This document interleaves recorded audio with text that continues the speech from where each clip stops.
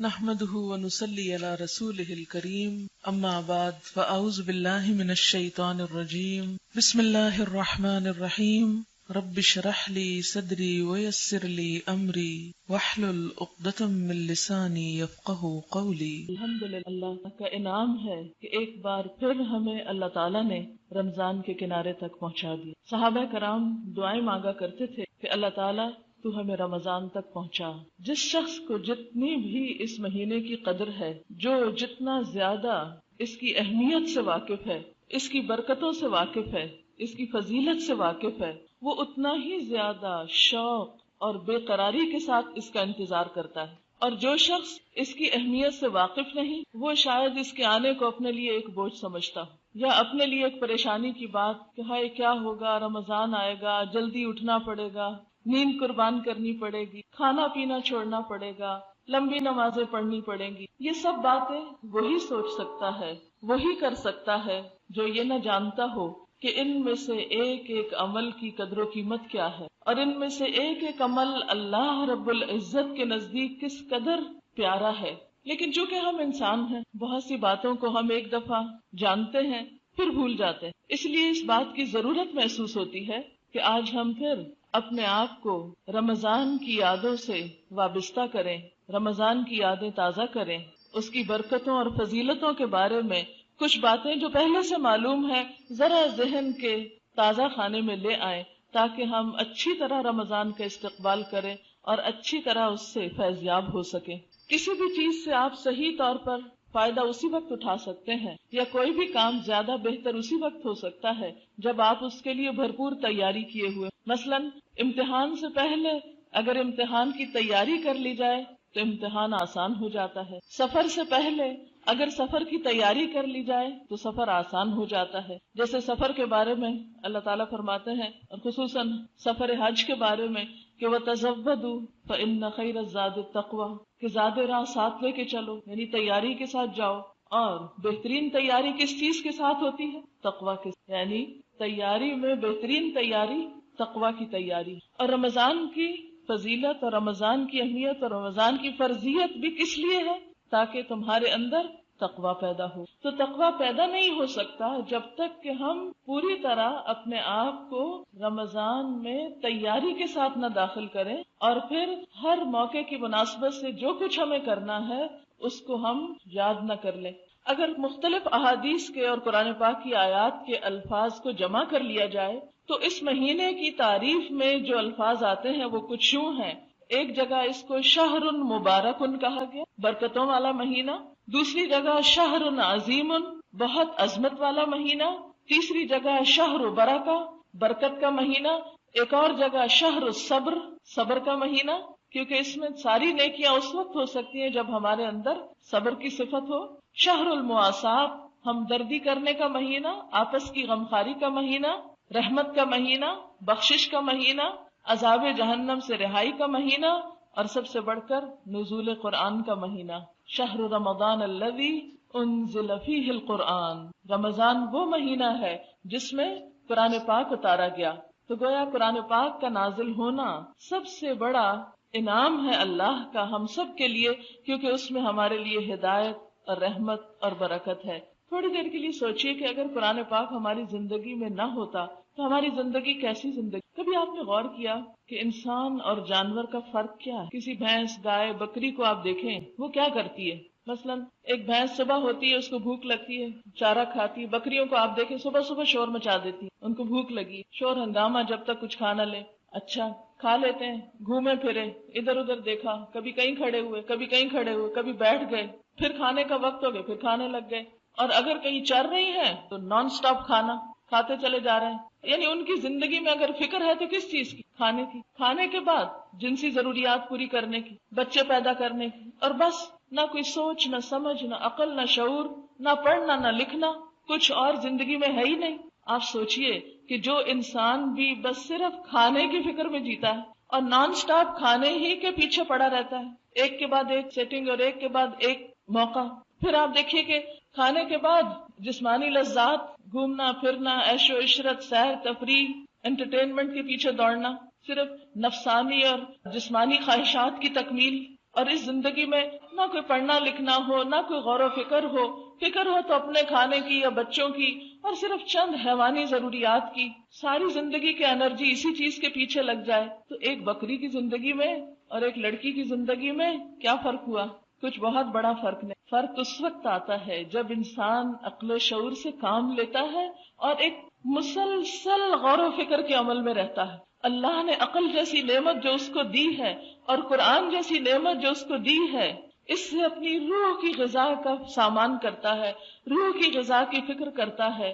وہ رہتا زمین پر ہے مگر اس کا دل عرش پر ہوتا ہے، ہر وقت وہ اپنے رب کے بارے میں سوچتا رہتا ہے، وہ سب سے بڑھ کر اس سے محبت کرتا ہے، وہ سب کچھ اس کو دکھانے کے لیے کرتا ہے، وہ ہر قدم اس کی خوشی میں اٹھاتا ہے، اس کی سوچوں میں، اس کی فکروں میں وہ غالب رہتا ہے۔ اس کے دل میں ہمدردی ہے تو صرف اپنی نہیں، انسانیت کی ہمدردی۔ اس کے دل میں غم ہے تو صرف چند محدود چیزوں کا نہیں، وہ ہر انسان کے غم میں تڑپتا ہے، جو اس دنیا میں دکھی ہے یا اگلی دنیا میں دکھی ہو سکتا ہے۔ تو جس شخص نے عقل استعمال نہیں کی، قرآن کی نظر میں اولئک کالانعام بل ہم اضل، ایسے لوگ جانوروں کی طرح ہیں بلکہ ان سے بھی زیادہ بھٹکے ہوئے، ان سے بھی زیادہ راستہ گم کیے ہوئے، گمراہ، جنہیں پتہ ہی نہیں کہ انہیں کرنا کیا چاہیے۔ تو اس لیے بے حد ضروری ہے کہ ہم اپنے آپ کو اس علم کے ساتھ وابستہ کریں اور خصوصی طور پر رمضان میں اپنی روح کی پرورش کریں، اس کی خوشی کا انتظام کریں، اور روح کی خوشی، روح کی غذا اللہ کے اس کلام ہی کے اندر ہے جو خصوصاً اس مہینے میں اترا۔ اور پھر کس رات میں اترا؟ انا انزلناہ فی لیلۃ القدر وما ادراک ما لیلۃ القدر لیلۃ القدر خیر من الف شہر۔ الف شہر ہم نے اس قرآن کو لیلۃ القدر میں اتارا، یعنی اتنا اہتمام اس کتاب کے ساتھ۔ اور تم کیا جانو کہ لیلۃ القدر ہے کیا؟ لیلۃ القدر خیر من الف شہر، لیلۃ القدر، شب قدر 1000 مہینوں سے بہتر ہے۔ وہ کیوں 1000 مہینوں سے بہتر ہے؟ اس لیے کہ اس میں قرآن اترا ہے۔ تو جس رات کو صرف اس وجہ سے 1000 مہینوں سے بہتر قرار دے دیا جائے کہ اس میں قرآن اترا ہے، تو پھر خود اس قرآن کی اہمیت اور فضیلت اور برکت کیا ہوگی؟ جس کی وجہ سے ایک رات کو اتنی برکت مل گئی، تو اس شخص کے لیے پھر کیا انعامات ہوں گے، اس شخص کے لیے کیا عزت ہوگی، اس شخص کے لیے کتنی خوشی ہوگی، کتنا سکون ہوگا، کیا راحتیں ہوں گی کہ جس کی زندگی میں قرآن آ جائے اور کانا خلقہ القرآن ہو جائے، کہ اس کا اخلاق، اس کا اٹھنا بیٹھنا چلنا پھرنا سب کچھ اس کی روشنی میں طے پا جائے۔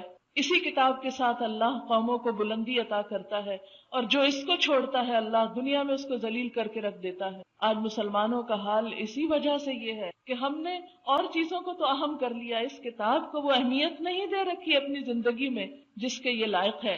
تو رمضان وہ مہینہ ہے جس میں یہ کتاب ہمیں ملی ہے، اس لیے خاص طور پر اس مہینے میں رمضان میں قرآن سے تعلق مضبوط کرنا ہے، خواہ وہ تلاوت کی شکل میں، خواہ وہ تراویح کی شکل میں، خواہ وہ اس کو سمجھنے کی شکل میں ہو۔ اور یاد رکھیے رمضان وہ مہینہ ہے جس کی پہلی ہی رات شیاطین اور سرکش جن باندھ دیے جاتے ہیں، یعنی بڑے بڑے جن جو ہے ان کو تو پکڑ لیا جاتا ہے، جہنم کے دروازے بند کر دیے جاتے ہیں۔ اصل میں یہ سمبولک بھی ہے کہ لوگوں کو بتایا جائے کہ دیکھو برائی کے مواقع کم کر دیے گئے ہیں، اب تمہارے لیے خیر اور بھلائی کے راستے عام کر دیے گئے ہیں، اب بھی اگر تم اس طرف نہیں آتے تو پھر کس کا قصور ہے؟ اور جہنم کا ایک بھی دروازہ کھلا نہیں رہنے دیا جاتا، جنت کے سارے دروازے کھول دیے جاتے ہیں، ان میں سے کوئی بھی بند نہیں کیا جاتا۔ ایک منادی اعلان کرتا ہے، اے بھلائی کے چاہنے والے آگے بڑھ، یا باغی الخیر اقبل، اے نیکیوں کے طلبگار موقع آ گیا، نیکیوں کی سیل لگ گئی، نیکیوں کی بہار آ گئی، آگے بڑھو، دوڑو، ہمت کرو۔ وَيَا بَاغِيَ الشَّرِّ اقصر، اور اے برائیوں کے پیچھے دوڑنے والے اب تو رک جاؤ، اب تو کمی کر دو، اب تو ٹھہر جاؤ، اب تو سارا ماحول نیکی کا بن گیا، اب بھی برائی کرتے رہو گے، اب بھی غلط کام نہیں چھوڑو گے۔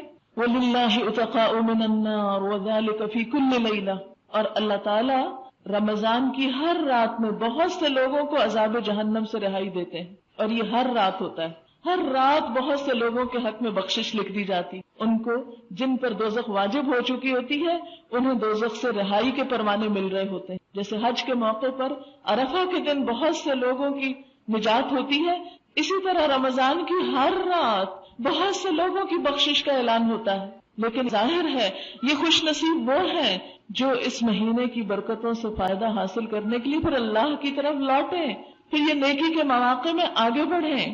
پھر اسی طرح ایک اور حدیث میں آتا ہے، نبی صلی اللہ علیہ وسلم نے فرمایا الصلوات الخمس والجمعة الى الجمعة ورمضان الى رمضان مکفرات ما بینہن اذا اجتنبت الکبائر.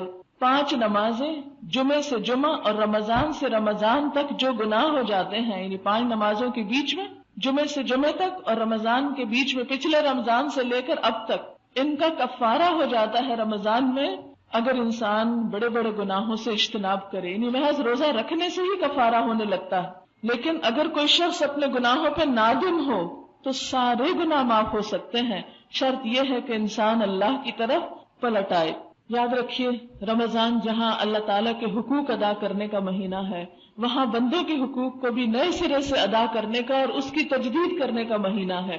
رمضان میں پہلی چیز تو آپ جو کریں گے وہ تو روزہ ہے، اور روزہ ہر بالغ انسان پر، صحت مند انسان پر فرض. ان مریضوں کو رخصت ہوتی ہے جن کا مرض روزہ رکھ کے بڑھتا ہو. کچھ مرض تو ایسے ہوتے ہیں جو روزہ رکھ کے گھٹتے ہیں، یعنی رمضان میں ہر مریض کے لیے رخصت نہیں ہے، صرف ان مریضوں کے لیے ہے جن کو روزہ رکھ کے مرض کے بڑھنے یا ہلاکت کی طرف جانے کا اندیشہ ہو، اور کوئی واقعی ایماندار ڈاکٹر یہ ریکمینڈ کرے اور وہ خود بھی تجربہ کر کے دیکھے کہ وہ روزہ رکھنے کے قابل نہیں ہے. کیونکہ حدیث میں آتا ہے کہ جس نے بغیر کسی عذر کے رمضان کا ایک روزہ چھوڑ دیا، یعنی بغیر کسی وجہ کے، بغیر کسی خاص بیماری کے یا کسی اور ایسی ضرورت کے، تو وہ چاہے ساری عمر روزے رکھے، اس ایک روزے کے اجر کو نہیں پہنچ سکتا. اس لیے اس معاملے میں کوتاہی نہیں کرنی چاہیے، اس معاملے میں بہت توجہ رکھنی چاہیے، اور روزے کی طرف خصوصی طور پر اس کا پورا اہتمام کرنا چاہیے.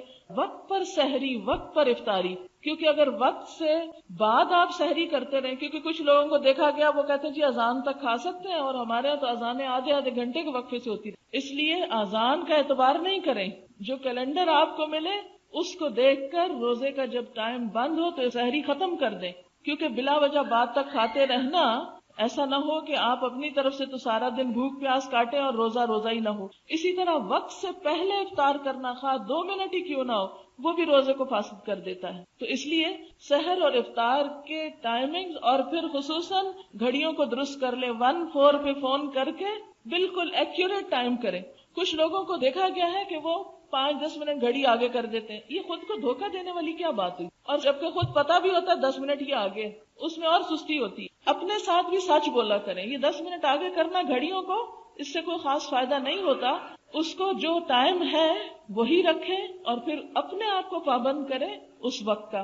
ہوتا یہ بعض اوقات کچن کی گھڑی پیچھے ہے، کمرے کی آگے ہے، کہیں کی کچھ ہے، تو ان سب کا جا کے ایک ٹائم کر دیں اور صحیح ٹائم کر دیں. اس سے کیا ہوگا انشاءاللہ تعالی سحر اور افطار میں خلل نہیں آئے گا. مثلاً کوئی گھڑی آپ نے 10 منٹ آگے کی ہوئی ہے اور کسی نے اس کو دیکھ کے روزہ کھول لیا اندر بیٹھ کے، پھر کیا ہوا؟ سب کو تو نہیں پتا ہوتا نا گھر میں آنے والوں کو، یا بعض اوقات بھول بھی جاتا ہے انسان. تو اس لیے اس روزے کو ہر لحاظ سے محفوظ کریں، اور اس میں کوئی ایسا کام نہ کریں کہ جس سے روزہ نقصان پائے. پھر اسی طرح یہ ہے کہ روزہ رکھ کے جھوٹ بولنا، غیبت کرنا، لڑائی جھگڑا کرنا، بد اخلاقی برتنا، یہ ساری چیزیں بھی روزے کو نقصان دیتی. یعنی روزہ انسان کے صرف کھانے پینے سے پرہیز کرنے کا نام نہیں ہوتا، بلکہ روزہ نام ہے برائیاں چھوڑنے کا. کیونکہ ابھی جو سب سے پہلے آیت میں نے پڑھی اس میں کیا آیا؟ لعلکم تتقون. روزے تو اس لیے فرض کیے گئے ہیں کہ تمہارے اندر خدا کا خوف پیدا ہو.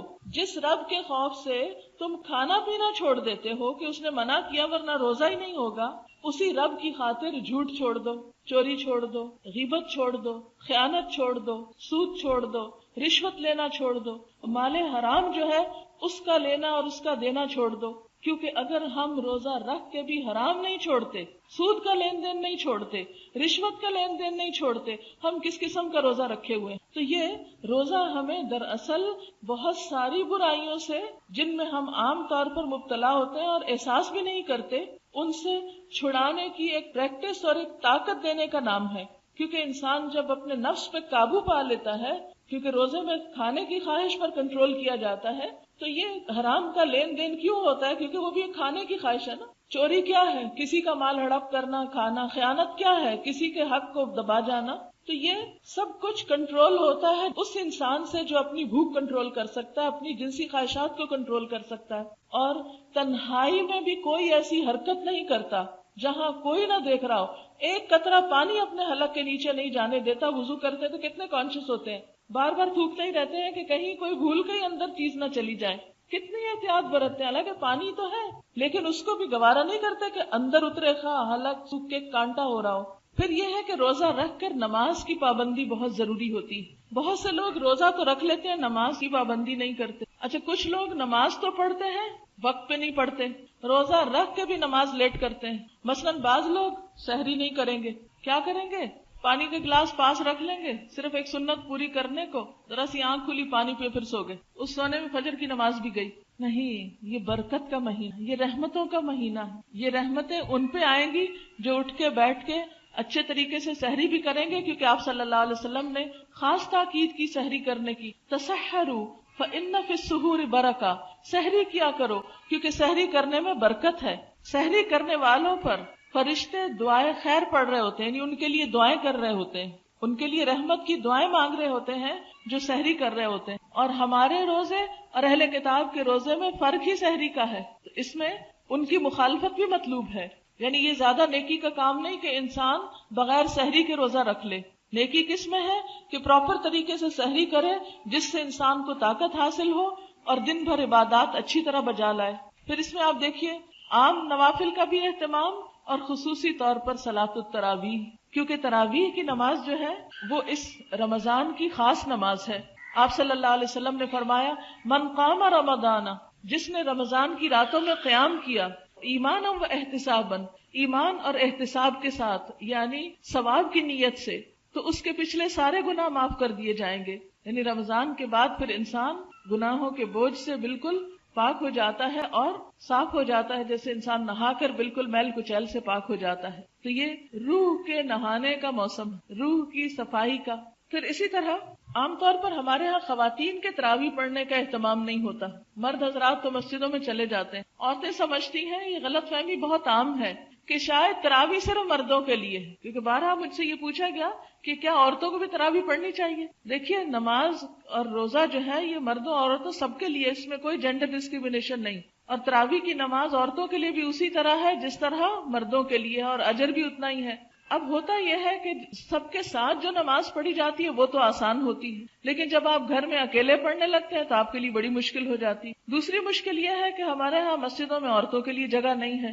تو ایسی صورت میں اگر گھروں میں کچھ لوگ مل کر کوئی انتظام کر لیں، کسی قاریہ کا یا کسی قاری صاحب کا، کہ جو نفل نماز جو ہے یعنی تراویح کی نماز وہ گھر میں اگر پڑھوا دے کہیں اور اہل محلہ مل کے اہتمام کر لیں، تو انشاءاللہ اس میں بہت انجوائے کریں گے آپ. اور وہ قرآن پاک جو آپ تراویح میں کھڑے ہو کر سنتے ہیں اس کا لطف ہی کچھ اور ہے. پھر اسی طرح آپ دیکھیے کہ رمضان میں قرآن پاک کے ساتھ خصوصی تعلق میں صرف تلاوت اور صرف تراویح میں پڑھنا ہی نہیں بلکہ اس کے ساتھ ساتھ اس کا سمجھنا بھی ضروری ہے. اور پورے قرآن پاک کا اگر ایک دفعہ آپ ترجمہ دہرا لیں تو انشاءاللہ اس کا فائدہ کئی گنا زیادہ ہوگا. نبی صلی اللہ علیہ وسلم کے بارے میں آتا ہے کہ وہ بہت سخی تھے، یعنی بہت زیادہ سخاوت کرتے تھے، صدقہ خیرات کرتے تھے. اور رمضان میں جب جبریل امین آ کر آپ کو ملتے تھے تو آپ کی سخاوت بہت زیادہ بڑھ جاتی تھی. اور جبریل امین رمضان کی ہر رات میں آپ سے ملتے تھے اور آپ سے قرآن کا دور کرتے تھے، یعنی پورا پچھلا دہراتے تھے.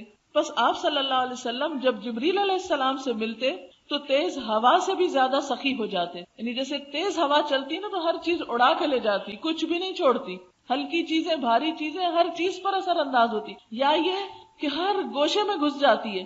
اسی طرح نبی صلی اللہ علیہ وسلم کی خیرات رمضان میں تیز ہوا سے زیادہ نہیں، ہر چیز وہ صدقہ خیرات میں دے دیتے تھے، اور پھر آپ کے دیے ہوئے مال سے سوسائٹی کا ہر فرد اس سے فائدہ اٹھاتا تھا، ہر ایک تک وہ خیر پہنچتی تھی. اس لیے آپ بھی یہ کوشش کریں کہ جب صدقہ خیرات کریں تو اس میں رشتہ دار، دوست احباب، معاشرے کے ضرورت مند اور دیگر افراد جن کی ابھی کچھ آپ کو بتائی گئی ہوگی، گائیڈ لائنز دی گئی ہوگی کہ آپ کہاں کہاں خرچ کر سکتے ہیں، ان تمام پہلوؤں میں آپ کچھ نہ کچھ اپنا مال ضرور لگائیں.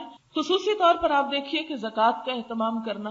زکوٰۃ ویسے تو اس وقت فرض ہوتی ہے جب سال گزرتا ہے مال پر، لیکن اگر آپ ان ایڈوانس 1 سال کی یا 2 سال کی زکوٰۃ دینا چاہیں تو وہ آپ دے سکتے ہیں. جبکہ آپ کی نیت اور ارادہ یہ ہو کہ یہ مال مجھے آئندہ بیچنا نہیں ہے تو آپ پہلے سے بھی نکال سکتے ہیں اگر اس وقت آپ کی گنجائش زیادہ ہے، اور اگر نہیں تو جب آپ کے پاس ہو اس کے مطابق جب سال ہو جائے پورا اس وقت آپ ادا کر سکتے ہیں. پھر آپ دیکھیے کہ رمضان میں آپ نے خصوصی طور پر دعائیں بہت مانگنی. سحری کے وقت استغفار کی پابندی کریں. قرآن پاک میں آتا ہے وَبِالْأَسْحَارِ هُمْ يَسْتَغْفِرُونَ، وہ سحری کے وقت استغفار کرتے ہیں. عام دنوں میں تو ہم سحری کے وقت اٹھ نہیں پاتے، تو آپ رمضان میں جب سحری تیار کر رہے ہوں، میز لگا رہے ہوں، کوئی کام کر رہے ہوں، اس وقت کثرت سے استغفار. اور آپ کو استغفار کے فائدے معلوم ہے کہ ہر مشکل سے نکلنے کا راستہ بن جاتا ہے. جب انسان کے گناہ معاف ہو جائیں تو پھر اس کے لیے تو ہر رحمت کے دروازے کھل جاتے ہیں، جنت کے دروازے کھل جاتے ہیں.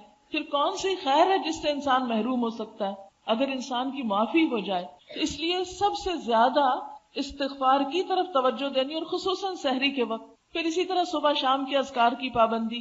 پھر اسی طرح ہر نماز کے بعد، فرض نماز کے بعد خصوصاً دعا قبول ہوتی. پھر قرآن پاک کی تلاوت کے بعد، پھر جب آپ مل کے قرآن پاک کا دور کریں گے یا اس کو سمجھیں گے اس وقت. پھر اسی طرح تراویح کے بعد جب یعنی سنیں گے آپ قرآن پاک، اور خصوصاً روزے کی افطاری کے وقت. ایک حدیث میں آتا ہے کہ اس وقت کی دعا رد نہیں ہوتی، اور اس کے لیے خواتین خصوصی کوشش کریں کہ گھر میں وہ فضا پیدا کریں کہ بڑے چھوٹے بچے سب کے سب اللہ تعالیٰ کی طرف متوجہ، اور اس وقت میں خصوصی دعائیں مانگے اپنے لیے. عام طور پر وہ ایک ایسا ہنگامہ ہوتا ہے، شور ہنگامہ، دیر ہو رہی ہے، جلدی کرو، روزہ کھلنے والا ہے، ٹیبل لگاؤ، کھانا لگاؤ، وہ چیز کہاں ہے، یہ کہاں ہے، وہ تم نے نہیں رکھی، ایک دوسرے کو ڈانٹ ڈپٹ ہو رہی ہوتی ہے. اس سارے کلچر کو بدل دیں گھر سے. تھوڑا سا کام پہلے شروع کر لیں تاکہ افطار کے وقت سے پہلے جب سب کچھ لگ جائے، اور کوشش کریں کہ افطار پانی اور کھجور سے کرنے کے فوراً بعد نماز ادا کر لیں یکسو سے. ورنہ کئی لوگ افطاری رکھنے میں اتنا تھک جاتے ہیں، پھر اس کو کھانے میں اتنا وقت لگاتے ہیں کہ مغرب کی نماز تو اول وقت نصیب ہی نہیں ہوتی سارا رمضان. یہ رمضان جو ہمارے لیے رحمتوں اور عبادتوں کا مہینہ، نیکیوں کا موسم بہار بن کے آیا، وہ ہم نے کھانے کا موسم بہار بنا لیا، اور مغرب تو لازماً لیٹ کرتے ہیں. آپ دیکھیے ایک کھجور، 2 یا 3 جو بھی آپ سمجھتے ہیں کہ جتنی آپ کی طلب ہے وہ لے کے پانی پیئے، 1 گلاس 2 گلاس، اور اس کے بعد آپ آرام سے نماز پڑھ لیں، پھر آئیں بیٹھیں اور کھانا کھا لیں. بیکار کی چیزیں ادھر ادھر کی کھانا اس وقت انسان کا پورا سسٹم جو ہے اس کو اپسٹ کرتا ہے، اور اس سے پھر یہ کہ نمازوں میں سستی ہوتی، وضو قائم رکھنا بعض اوقات مشکل ہو جاتا. جتنی سادہ غذا کھائیں گے، جتنی آپ اپنی احتیاط برتیں گے، صاف ستھری ایسی چیز کھائیں گے کہ جس سے آپ کی عبادت میں خلل نہ آئے، کیونکہ وہ بھی آپ اپنا خیال خود رکھیں گے. ہر شخص اپنے مزاج کو سمجھتا ہوتا ہے کہ کن چیزوں سے اس کو الرجی ہے، کون سی چیزیں اس کے لیے نقصان دہ ہیں، تاکہ کوئی ایسا سبب نہ بنے. نہ تو اتنی کم غذا کھائیں کہ آپ بیمار پڑ جائیں اور روزے ہی چھوٹ جائیں، نہ اتنی زیادہ کھائیں کہ آپ بیمار پڑ جائیں کہ آپ کی نمازیں چھوٹ جائیں. تو یہ سب کچھ خاتون خانہ کے ہاتھ میں ہوتا ہے. اس لیے آپ کی ذمہ داری اس میں بہت اہم ہے کہ پچھلے سالوں کی نسبت بچوں کو، گھر والوں کو، رشتہ داروں کو بہت آسان طریقے سے تھوڑا تھوڑا کٹ ڈاؤن کرتے کرتے سمپل غذاؤں کی طرف لے آئیں. تو اس سے وقت بھی بچے گا، نمازیں بھی وقت پر ہوں گی، اور اس کے ساتھ ساتھ عبادت کا بھی آپ کو لطف آئے گا. پھر آپ دیکھیے کہ دعاؤں میں نئی دعائیں بھی آپ یاد کر لیں. جیسے وضو کے بعد جو دعائیں پڑھی جاتی ہیں، اسی طرح گھر سے نکلتے ہوئے، کچھ لوگوں کو تو یاد ہی ہوں گی، لیکن جو لوگ ابھی تک یاد نہیں کر سکے، سونے کے وقت، سو کر اٹھنے پر کچھ نئی دعائیں آپ چھوٹی دعاؤں کی کتاب رکھیں. رمضان میں ٹارگٹ رکھیں، ہر عشرے میں 1 یا 2 دعا یاد کر لیں. اس کو لکھ کے ان جگہوں پہ لگا دیں. تو اسٹیکر وغیرہ بھی اویلیبل ہوتے ہیں، اور ان کو پڑھنے کی کوشش کریں. یعنی اس رمضان میں آپ نیکی کے کچھ کام ضرور ایسے اپنی زندگی کی عادت میں شامل کر لیں جو ابھی تک آپ نے نہیں کیے. وہ ہر ایک اپنے اس کے مطابق فیصلہ کر سکتا ہے. حضرت سلمان رضی اللہ تعالیٰ عنہ سے روایت ہے، نبی صلی اللہ علیہ وسلم نے فرمایا، تمہارا رب بڑا حیا والا اور سخی ہے. جب بندہ اس کے حضور ہاتھ اٹھاتا ہے تو اسے یہ ہاتھ خالی لوٹاتے ہوئے شرم آتی. یعنی دیر اس میں ہے کہ ہم مانگنے میں جو دیر کرتے ہیں، اللہ تعالیٰ دینے میں دیر نہیں کرتا. ہاں کچھ چیزیں آپ کو ابھی دے دیتا ہے، کچھ آپ کے لیے سنبھال کر رکھ دیتا ہے کہ جب میرے پاس آئیں گے تو پھر ان کو دوں گا، زیادہ خوش ہوں گے اس وقت. کیونکہ اس وقت ضرورت زیادہ ہوگی. اور پھر اسی طرح جب اللہ آپ کو دیتا ہے تو آپ بندوں کو دینے والے خوب خوب صدقہ خیرات کریں رمضان میں. اس میں ایک تو میں خواتین کو مشورہ دوں گی کہ اپنے کچن کی کیبنٹ سے لے کر اپنے وارڈروب، اپنے سٹورز، اپنے سارے گھر کی ایک صفائی کر لیں رمضان سے پہلے ہی. ان 2 دنوں سب چیزوں میں سے صدقہ کریں، کچھ نہ جو اپنے لیے بھی لا کے رکھی ہوئی ہے اس میں سے بھی ایک آدھ اٹھا لیں، اس میں سے بھی نکال کے کچھ کھانے کی چیزوں میں سے، کچھ اپنے جیسے صابن سرف وغیرہ لا کے رکھا کچھ اس میں سے، کچھ اسی طرح فالتو کپڑے پڑے ہوئے اس میں سے، کچھ سٹور میں آپ دیکھیں کچھ نہ کچھ، ہر اپنے جو چیزیں آپ خود استعمال کرتے ہیں ان میں سے ہر چیز میں سے کچھ نہ کچھ آپ نکالیں. ایک تو گھر بڑا اچھا صاف ہو جائے گا. دوسرے یہ ہے کہ پھر جو آپ اپنے لیے پسند کرتے ہیں وہ آپ نے دوسروں کے لیے بھی کیا. تیسرے یہ ہے کہ آپ خصوصی طور پر پھر افطار کے لیے کچھ کریں، کیونکہ اگر انسان کسی کو افطاری کراتا ہے تو اس کو روزہ دار کے روزے کے برابر اجر ملتا ہے. یعنی آپ نے کسی کو ایک کھجور سے روزہ افطار کرا دیا، اس کا اجر کتنا پائے؟ جتنا اس شخص نے روزہ رکھ کے اجر کمایا اتنا آپ کو بھی اس کا مل گیا. کتنا عام موقع ہے نیکی کمانے کا، اس لیے حریص ہو اس بات میں. حتیٰ کہ گھر میں تو بچوں کو کہتی ہوں کہ جب کھجور کھانے لگو تو پہلے اپنے منہ میں ڈالنے کی بجائے دوسرے کو آفر کر دو. اپنے ہاتھ سے دوسرے کو، ایک بہن دوسرے کو دے، دوسرے بھائی کو دے، بھائی باپ کو دے، ہر ایک دوسرے کو پیش کرے.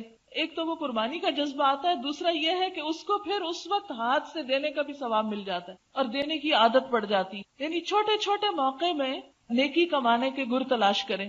پھر اسی طرح جیسے ابھی آپ نے سنا کہ نبی صلی اللہ علیہ وسلم خوب سخاوت کیا کرتے تھے اور تیز آندھی سے زیادہ تیز ہوتے تھے سخاوت کے معاملے میں رمضان میں. آپ دیکھیے کہ نبی صلی اللہ علیہ وسلم نے عورتوں کو خصوصاً صدقے کی تلقین کی. ہمارے ہاں یہ تصور ہے کہ ہم تو کماتی نہیں ہیں، ہمارا تو کچھ ہے ہی نہیں، ہم کیا صدقہ کریں. اور اس طرح خواتین اپنے آپ کو صاف بچا جاتی ہیں صدقہ خیرات سے. دیکھیے ہم اپنی ضروریات کے لیے، اپنا زیور کپڑا بنانے کے لیے سب کچھ حاصل کر لیتے ہیں. اگر یہ ممکن نہ ہوتا تو خواتین کے پاس اتنے اچھے اچھے کپڑے کہاں سے آتے، اتنے خوبصورت نئے نئے ڈیزائن کے زیور کہاں سے آتے. آخر کوشش ہوئی اس کے لیے، اللہ نے آپ کو دیا، اب جو آپ کو دیا ہے کچھ اس میں سے کر لیں اور کچھ شوہر کو منائیں اور خصوصی طور پر کچھ صدقہ کریں. تو جو شوہر دیں گے اس میں ان کا حصہ، لیکن تنگ نہ کریں، ان کو پریشان نہ کریں. اس کے لیے اچھے اچھے مشورے ضرور دیں کہ چلیں یہ اس کو دے دیتے ہیں، یہ وہاں بھجوا دیتے ہیں، یہ اس کے لیے کر لیتے ہیں. سب کی لسٹ بنا لیں کہ کہاں کہاں دینا ہے، کس کس کو دینا ہے. تو انشاءاللہ تعالی تھوڑی تھوڑی خیر ہر ایک تک پہنچے گی، ہر کونے اور ہر گوشے تک. کچھ علم کے راستے میں خرچ کریں، کچھ غریبوں کو کھلانے کے لیے خرچ کریں، کچھ دوستوں رشتہ داروں کو تحفے میں دیں. یعنی آپ خود اپنا ایک پلان بنا سکتے ہیں. اس کی ایک لسٹ اس سال بنا لیجئے، ہر سال رمضان میں وہی اٹھائی اور ہر ایک تک کچھ نہ کچھ حسب توفیق تھوڑا یا زیادہ کر دی. آپ دیکھیں نبی صلی اللہ علیہ وسلم نے فرمایا آگ سے بچنے کی فکر کرو، خواہ کھجور کا آدھا ٹکڑا ہی. اس کے انتظار میں نہ رہو کہ لو ہمارے تو اپنے کھانے کو کچھ نہیں، ہم کس کو کھلائیں، ہماری تو اپنی اتنی کم تنخواہ. دیکھیں اپنے ہی کھانے میں سے تھوڑا تھوڑا، جیسے وہ کسی بزرگ نے مشورہ دیا تھا نا کہ اگر خاتون خانہ ہر پیڑے میں سے تھوڑا تھوڑا آٹا نکالتی جائے تو جب تک سارے گھر کی روٹی بنے گی ایک پیڑا ایکسٹرا بن جائے گا، اس کو پکا کے صدقہ کر دے. ایک مینجمنٹ ہے نا صدقے کے لیے، آپ مینج کر لیں اپنے ریسورسز کو، جو کچھ ہے اس میں سے کچھ نہ کچھ، کیونکہ بلا صدقے سے آگے نہیں جا سکتی. بلاؤں کو ٹالتا ہے، گناہوں کا کفارہ ہے، ہماری کمی کوتاہیوں کا کفارہ ہے، اور سب سے بڑی بات یہ کہ اللہ کا قرب حاصل کرنے کا ذریعہ. یہ مال کی محبت اللہ کی محبت کے راستے میں حائل ہوتی ہے نا. وَيُطْعِمُونَ الطَّعَامَ عَلَى حُبِّهِ مِسْكِينًا وَيَتِيمًا وَأَسِيرًا، اور وہ اس کی محبت میں یعنی اللہ کی محبت میں کھلاتے ہیں مسکین کو، یتیم کو، قیدی کو. اور کیا کہتے ہیں انما نطعمکم لوجہ اللہ، ہم تو تمہیں صرف اللہ کی خاطر کھلا رہے ہیں. لا نرید منکم جزاء ولا شکورا، ہم تم سے کوئی بدلہ نہیں چاہتے، شکریہ بھی نہیں چاہتے، پلٹ کے تعریف بھی نہیں چاہتے، کچھ نہیں چاہیے، ہمیں تو صرف اللہ کی رضا چاہیے. اس جذبے کے ساتھ صدقہ خیرات کریں، کسی پر احسان جتانے کے لیے نہیں. نبی صلی اللہ علیہ وسلم نے خواتین کو خصوصی طور پہ فرمایا اے خواتین کی جماعت، تم صدقہ کرو اور کثرت سے استغفار کرو، کیونکہ میں نے جہنم میں سب سے زیادہ تم کو دیکھا ہے. کیوں؟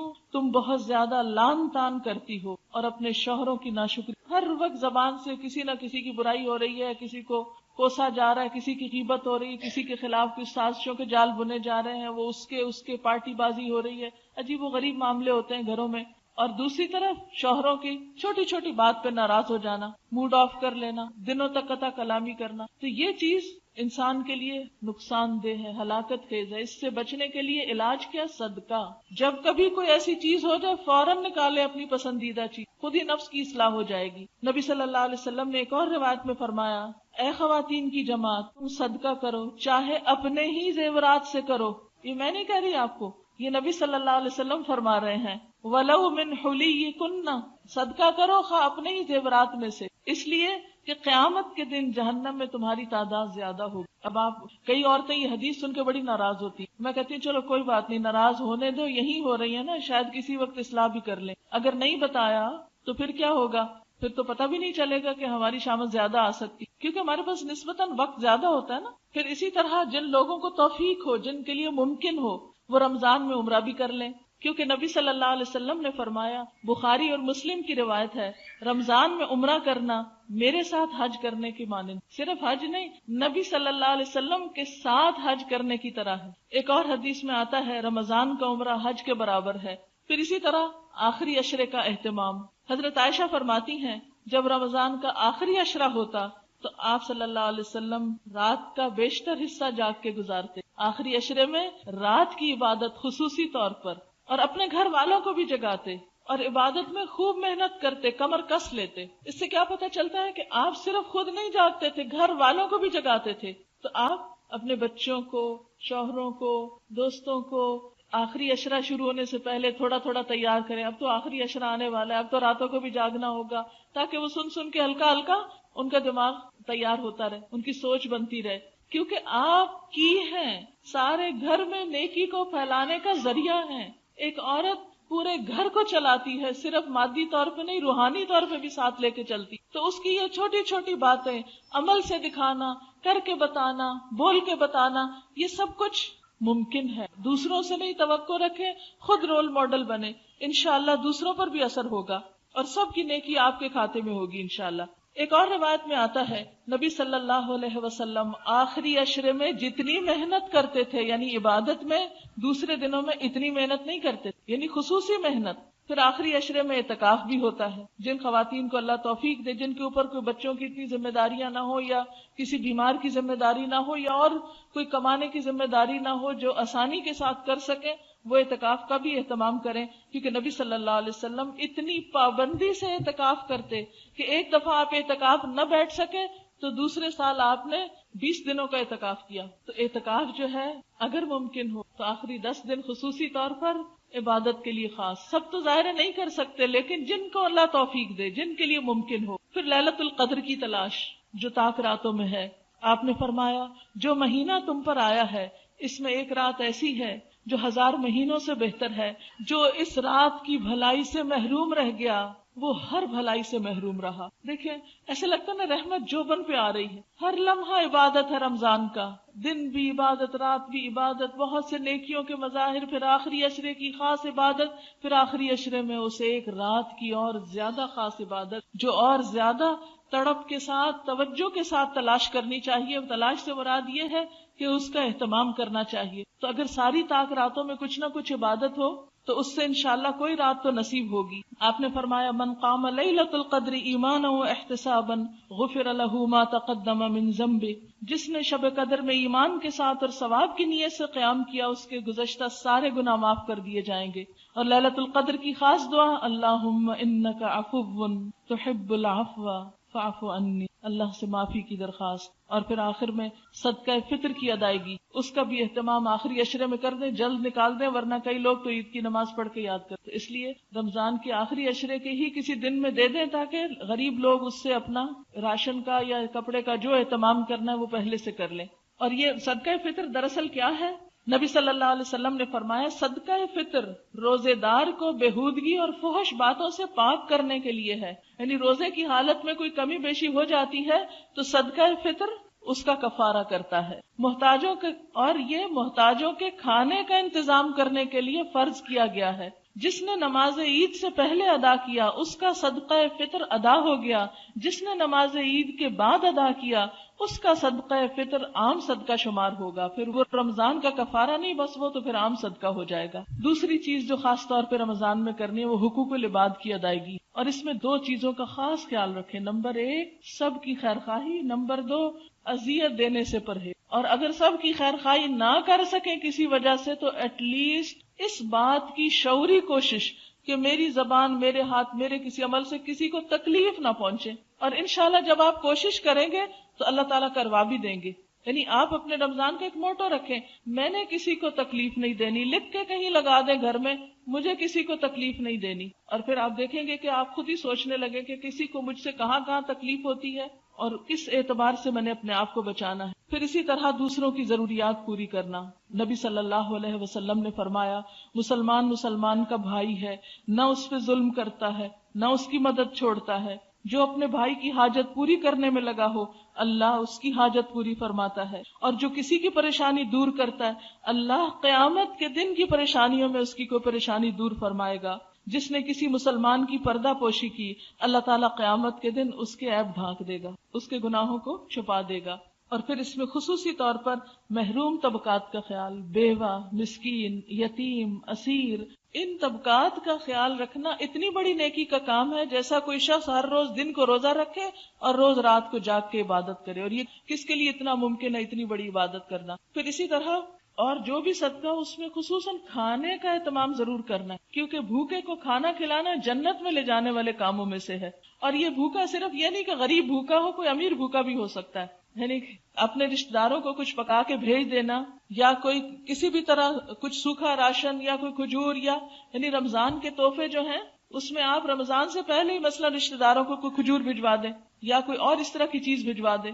ہمسایوں کا خاص خیال رکھیں، جو کچھ پکائیں اس میں سے کچھ بھجوا دیں۔ نبی صلی اللہ علیہ وسلم نے فرمایا کہ کوئی ہمسائی اس بات کو حقیر نہ جانے، خواہ وہ اپنی ہمسائی کو بکری کا کھر ہی کیوں نہ بھجوائے۔ ایک اور روایت میں آتا ہے کہ شوربہ پتلا کرنے کا حکم دیا تاکہ تم اپنے ہمسائے کی خبر گیری کر سکو۔ تو رمضان میں اس طرح ایک دوسرے کی طرف چیز بھجوانے سے کیا ہوتا ہے، ایک اچھے جذبات پیدا ہوتے ہیں۔ پھر بیماروں کی عیادت، یعنی ہاسپٹلز وغیرہ میں اگر کوئی ایسے ضرورت مند ہے، یا ابھی آپ کو شاید بتایا گیا ہو کہ وہاں پر کھانا ڈسٹریبیوٹ کرنے کا بھی انتظام ہے انشاءاللہ، جو اٹینڈنٹس ہوتے ہیں بیماروں کے ان کے لیے کچھ کرنا۔ پھر اسی طرح نوکروں کے کام میں کمی کرنا، یہ نہیں آپ خود تو عبادت فرمائیں، سوئیں، آرام کریں، اور وہ بےچارے کئی کھانے عام دنوں سے بھی زیادہ کھانے پکا کر آپ کی خدمت کریں، اور نہ وہ نماز پڑھیں اور نہ ان کی کوئی عبادت ہو، وہ آپ کے لیے تو لاسٹ مومنٹ پہ گرم پراٹھا بنا کے لائیں اور خود بغیر کھانا کھائے روزہ رکھیں۔ گرم چائے چاہیے، گرم پراٹھا چاہیے، لاسٹ مومنٹ پہ تازہ چیز چاہیے، اور وہ بےچارے بھوکے کھڑے ہوتے ہیں۔ اس کا خاص خیال رکھنا ہے آپ نے۔ ایسا اہتمام کریں کہ چائے فلاسک میں ڈال لیں، روٹی ہاٹ پاٹ میں رکھ لیں، لیکن ان بےچاروں کو سحری اچھی طرح کرنے دیں، پانی بھی پینے دیں ان کو۔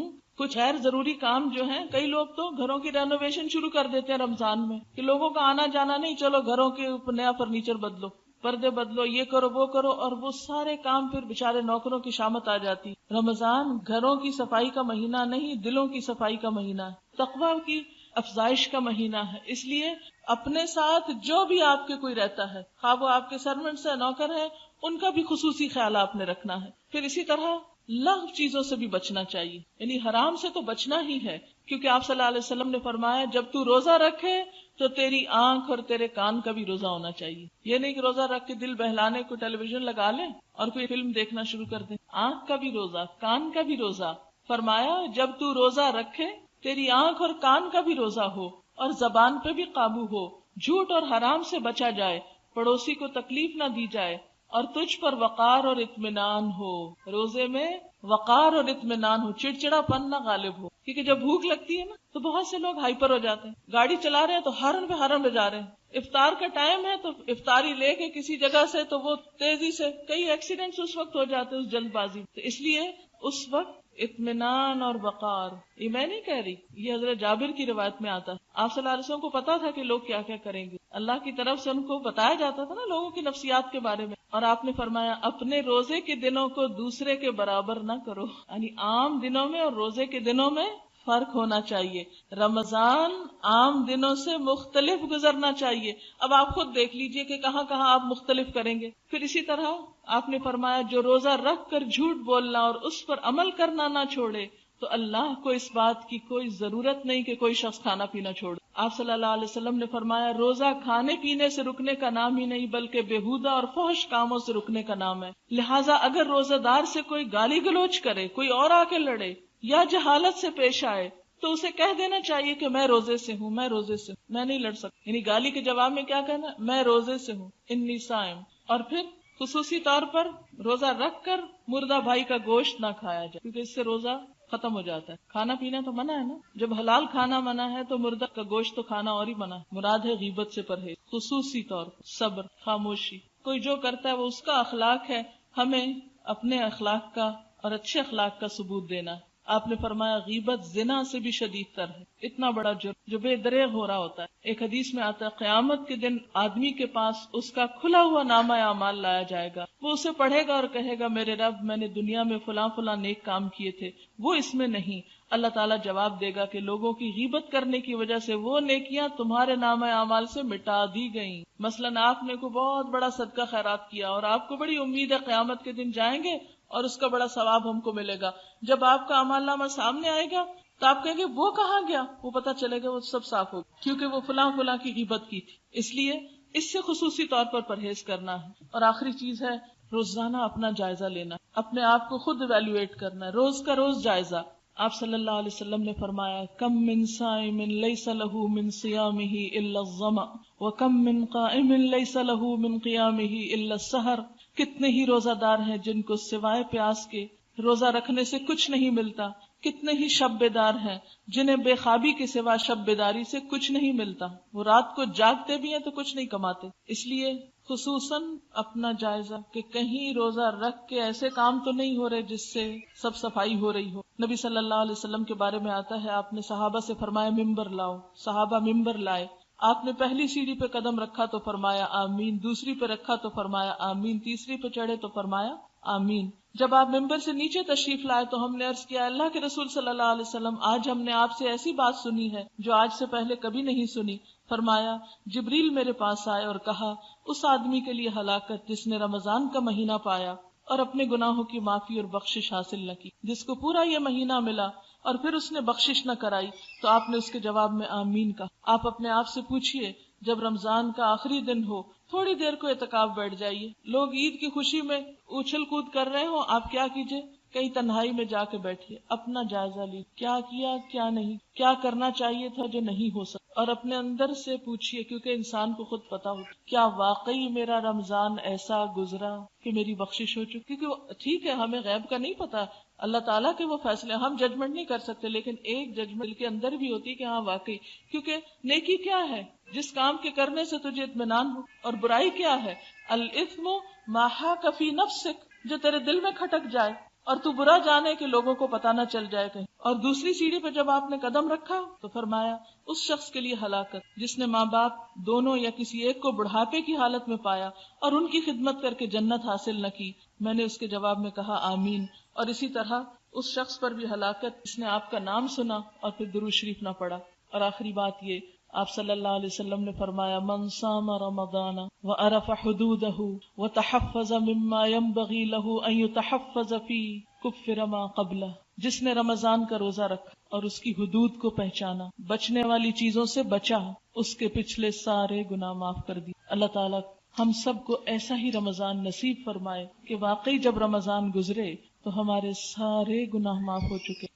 دعا سے پہلے ایک دو بات دیکھیے، دو تین چیزیں اور بس ٹپس کے طور پر کہنا چاہوں گی. ایک تو یہ ہے کہ رات کو اگر آپ تراویح کے بعد جلد سوئیں تو انشاءاللہ دن کو بھی فریش رہیں گے اور صبح بھی آپ جلدی اٹھ سکیں. ہوتا یہ ہے کہ جب انسان سارے دن کے بعد شام کو کھانا پینا شروع کرتا ہے، پھر تراویح میں کچھ ایکسرسائز بھی ہو جاتی ہے، پھر بڑا فریش ہو جاتا ہے. اب دل چاہتا ہے کوئی گپ شپ کریں، کوئی ملے، میل ملاقات، ادھر ادھر آنا جانا، بہت مزہ آ رہا ہے. نہیں، اس وقت میں اپنے آپ کو سونے کے لیے، کیونکہ آپ دیکھیے روزہ تو ہے ہی ہے کہ جب سونے کو دل نہ چاہے تو کہو سو، اٹھنے کو دل نہ چاہے تو اٹھو، جب کھانے کو دل نہیں چاہتا سحری کو کھاؤ، جب کھانے کو دل چاہ رہا نہیں کھاؤ.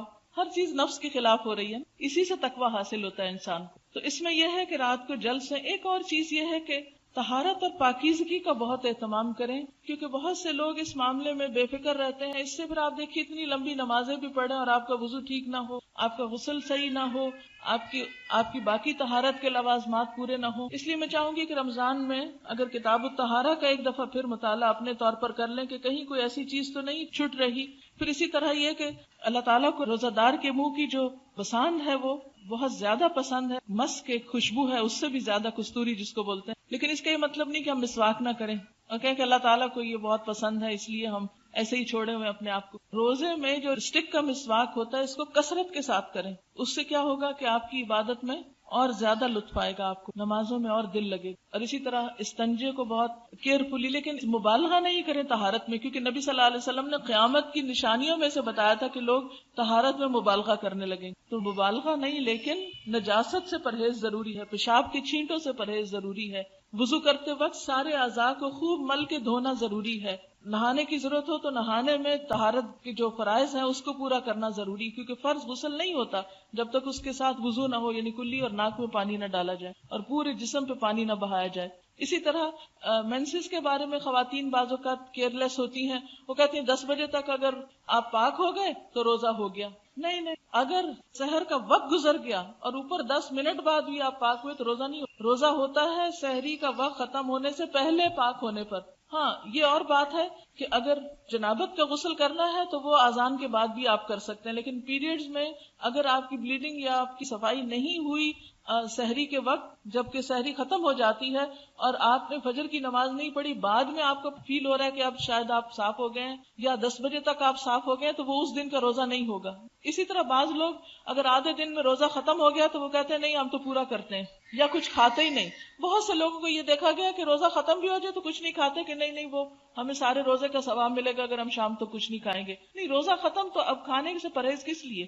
اگر ضرورت ہے دوا کی کہ سر درد ہو رہا ہے، پیٹ درد ہو رہا ہے تو آپ اس کو لے سکتے ہیں. بلا وجہ حلال کو حرام نہ کریں اور بلا وجہ ممنوع کو اپنے لیے جائز نہ کریں. اسی طرح اگر روزہ کھلنے سے صرف 5 منٹ پہلے آپ کو پیریڈ شروع ہو گئے تو روزہ گیا، اس کو دوبارہ رکھنا ہوگا. ہاں، ثواب آپ کو پورا دن روزہ رکھنے کا مل گیا، لیکن جو فرض ہے وہ نہیں ادا ہوا. فرض کی ادائیگی کے لیے آپ کو دوبارہ روزہ رکھنا ہوگا.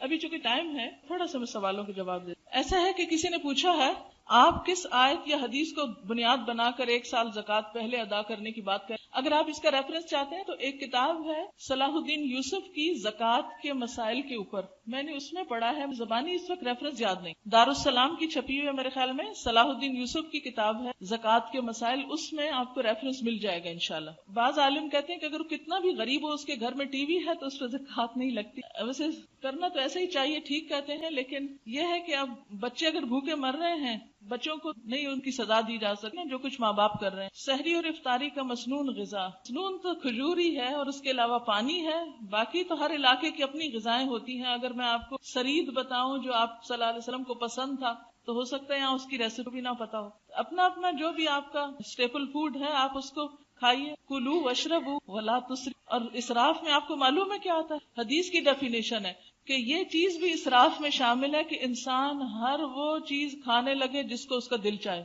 کھانے میں اسراف کیا ہے؟ ہر وہ چیز کھانے کے پیچھے پڑ جانا جس کو کھانے کو دل چاہ رہا ہو. آج کل زیادہ تر گھروں میں یہ فیشن بنا لیا گیا ہے کہ لڑکیاں اعتکاف بیٹھ جاتی گھر کے کام چھوڑ کے اور گھر کے بڑوں پر ذمہ داری ڈال دیتی. تو میں سب لڑکیوں کو نصیحت کروں گی کہ اپنی والداؤں کو آپ اعتکاف بٹھائیں اور خود گھر کے کام کریں اگر والدائیں راضی ہو. کیا صدقہ زکوٰۃ وغیرہ ضرورت مند کو دیں تو اس طرح سے دے سکتے ہیں کہ تمہارے بچوں کی عیدی ہے، جیسے غریب ماسی یا غریب رشتہ دار کے بچوں کو 100-200 ان کو عیدی کی صورت میں دے سکتے ہیں. آپ دے سکتے ہیں اس طرح، لیکن ان کو فیل ہو کہ یہ دوسری طرح کی عیدی. ایسا نہ ہو کہ وہ پلٹ کے آپ کے بچے کو عیدی دینے لگے، یہ سٹائل نہ ہو. یعنی ان کو سمجھ میں آنا چاہیے کہ آپ عیدی کے نام پر کیا دے رہے ہیں، لیکن ضروری نہیں کہ لفظ زبان سے کہیں یہ صدقہ ہے آپ کے بچوں کے لیے. اس طرح کون لے گا؟ اور کہنے کی کیا ضرورت ہے؟ صرف یہ کہ یہ آپ کے بچوں کے لیے ہے. کیوں بول رہے ہیں عیدی یا کچھ اور؟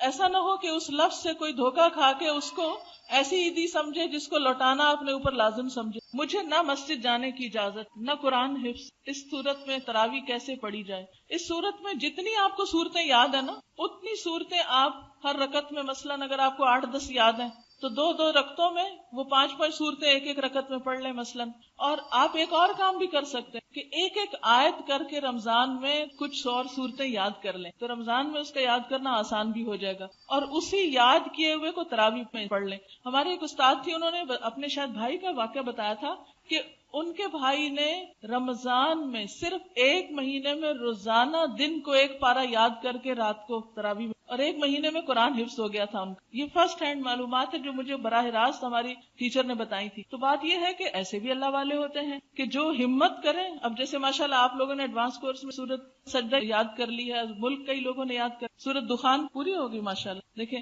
تو یہ وہ لوگ ہیں کہ جو سوچ بھی نہیں سکتے تھے کہ یہ صورتیں ان کو زبانی آئیں گی اور آ گئی. تو اس لیے اپنے آپ کو انڈر ایسٹیمیٹ نہ کریں. اللہ نے صلاحیت دی ہے.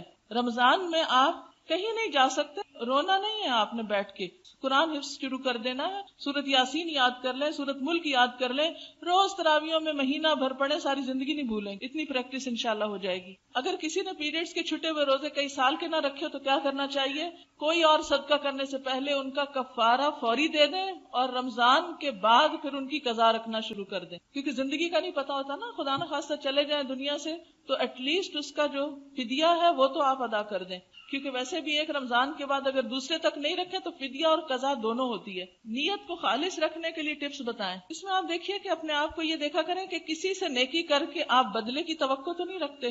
اور اگر آپ نے کسی کے اوپر احسان کیا اور اس نے آپ کو جواب میں کچھ بھی شکریہ ادا نہیں کیا تو آپ کا دل تو نہیں خفا. اگر دل خفا ہو تو اس کو پرولونگ نہیں کریں، فوراً اپنے دل سے نکالے کہ جب میں نے اللہ کے لیے کیا تو مجھے ناراضگی کس بات کی. اور اسی طرح چھپا کے کرنے کی کوشش کریں تو انشاءاللہ اس سے بھی آپ کو فائدہ ہوگا. ہماری ماسی جو دائمی مریض ہے تو وہ روزہ نہیں رکھ سکتی. اس صورت میں کیا کریں؟ غریب ہونے کی وجہ سے فدیہ نہیں دے سکتی، آپ ان کی طرف سے، آپ کی ماسی ہے نا، خدمت آپ کی کرتی ہیں، آپ ان کی خدمت کریں. کیا خواتین گھر میں اعتکاف کر سکتی ہیں؟ جبکہ ایک درس میں نے سنا کہ عورتیں بھی اعتکاف صرف مسجد میں بیٹھ سکتی ہیں. دیکھیے یہ اختلافی معاملہ ہے، پھر میں آپ کو ایک بات بتاؤں گی تو میرے پیچھے پڑ جائیں گے سب. بات یہ کہ اعتکاف تو مسجد میں، قرآن میں آتا ہے وَأَنْتُمْ عَاكِفُونَ فِي الْمَسَاجِدِ. اب ہماری مشکل یہ کہ یہاں مسجدوں میں انتظام نہیں ہے، تو ایسی صورت میں پھر کیا عورتیں بالکل ہی نیکی سے محروم رہ جائیں؟ تو پھر یہ ہے کہ بیٹھ جائیں گھر میں، کیا ہو سکتا ہے. جس کا شوق ہے وہ کہاں جائے؟ جب کوئی جگہ ہی نہیں ہے تو پھر گھر کے ایک کونے میں بیٹھ جائیں. کچھ لوگ روزے سے پہلے سگریٹ پیتے ہیں، کیا اس کی اجازت؟ دیکھیے آپ سگریٹ حلال اور طیب میں ہے. اللہ تعالیٰ قرآن پاک میں فرماتے کلوا من طیبات ما رزقناکم. طیبات، سگریٹ طیبات میں سے نہیں ہے، اس لیے اس کو نہیں پینا چاہیے. اور رمضان اچھا موقع ہے سگریٹ چھوڑنے کا. اپنے گھر والوں کی مدد کیجیے اس معاملے. کسی نے لکھا میرا نام نینسی یوف ہے، میں جرمنی سے آئی ہوں، میں نے کبھی اسلام کے بارے میں نہیں پڑھا تھا، آپ کی کیسٹ سن کر میں نے الہدا میں داخلہ لیا، مجھے اب پتہ چلا کہ اسلام کیا ہے. مسلمانوں کے بارے میں میرا خیال غلط تھا، میں آپ کی بہت شکر گزار ہوں، آپ کی وجہ سے آج میں ایک سچی مسلمان ہوں. آپ کی کلاس میں آنے کے بعد میں نے اردو بھی سیکھی، آپ کو ملنے کا شوق تھا، آج وہ بھی پورا ہو گیا. اللہ تعالیٰ ان سب کو استقامت. اگر نوکر روزہ نہ رکھتا ہو تو اس کے ساتھ نرمی کا سلوک کیا جائے. جی ہاں، تاکہ وہ روزہ رکھنے لگے. اگر آپ نے اس کے ساتھ سختی کا سلوک کیا تو پھر تو وہ بالکل بھی نہیں رکھے گا. اس کو آپ بتائیے کہ روزہ کیوں ضروری، آپ اس کو سکھائیں، اس کی تربیت آپ پہ ذمہ داری. کیوں؟ حدیث میں آتا ہے کلکم راعٍ وکلکم مسئول عن رعیتہ، تم میں سے ہر شخص نگران ہے اور اس سے اس کی رعایا کے بارے میں سوال کیا جائے گا. عورت اپنے گھر کی نگران ہے، ہاں، اس سے اس کی رعایا کے بارے میں پوچھا جائے گا. نوکر جو ہے وہ گھر میں ہی شامل ہے نا، بچوں جیسے ہی ہوتے ہیں، تو ان کے بارے میں بھی آپ سے پوچھ ہوگی، ان کو بھی دین سیکھنے سکھانے کے لیے کوئی موقع فراہم کریں.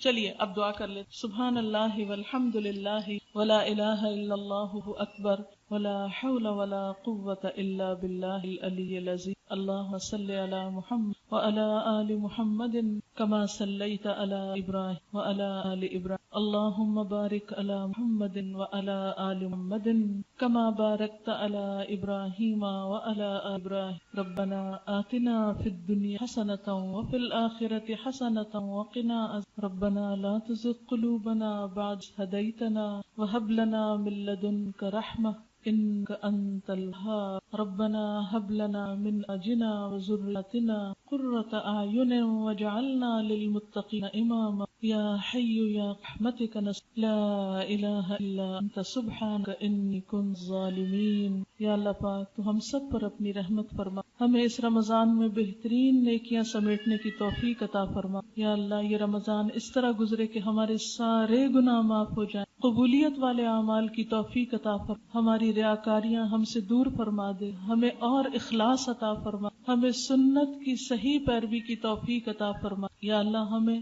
ان لوگوں کے رستے پہ چلنے کی توفیق دے جن پر تو نے انعام فرما۔ اللہ اپنے پسندیدہ اور مقرب بندوں میں شامل کر لے۔ یا حی یا قیوم برحمتک نستغیث، لا الہ الا اللہ لا شریک لہ، لہ الملک ولہ الحمد وہو علی کل شیء، لا حول ولا قوة الا باللہ العلی۔ اللہم انفعنا بما علمتنا وعلمنا ما ينفعنا وزدنا علما، اللہم اکفنا بحرام واغننا بفضلک عمن سواک۔ یا اللہ تو ہم سب کو اپنی رحمتوں سے ڈھال، اللہ پاکستان کی حفاظت فرما۔ یا رب العالمین تو ہم سب کو اپنے رستے پہ چلنا سکھا اللہ۔